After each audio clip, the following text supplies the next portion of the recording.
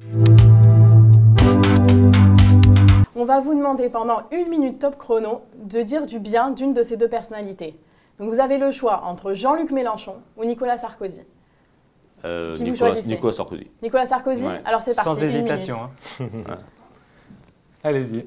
Ah d'accord, je croyais qu'il y avait... Non, allez-y, 1 minute. Ouais, bon, donc il est combatif, volontaire.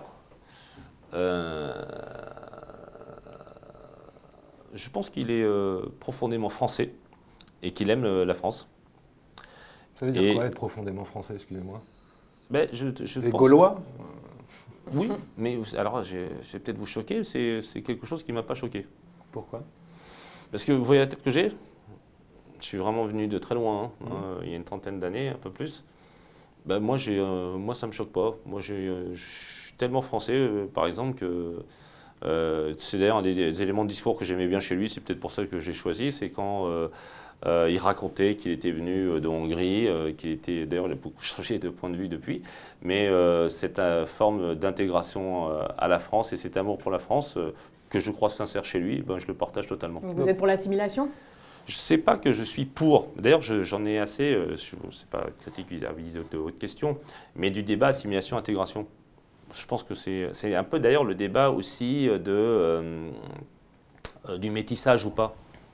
Franchement, chacun vit sa France comme il veut. C'est pas du tout ce que dit Nicolas Sarkozy. Moi, par exemple, moi je suis assimilé. Non, mais moi je suis totalement assimilé. Oui, mais personne ne vous y a obligé. Non. C'est exactement ce que demande Nicolas Sarkozy. Et j'ai choisi l'assimilation. Mais je n'en fais pas une profession. C'est-à-dire que celles et ceux qui veulent vivre en France dans leur communauté, hein, qui existent, dans leur religion, dans leurs pratiques, dans leurs us et coutumes, ils font ce qu'ils veulent. Mais je pense que quand on est français, c'est-à-dire qu'on a la nationalité, qu'on choisit d'avoir la nationalité, eh bien, il ne faut pas oublier l'histoire de notre pays. Et moi, je suis profondément attaché à l'histoire de France, c'est ma passion.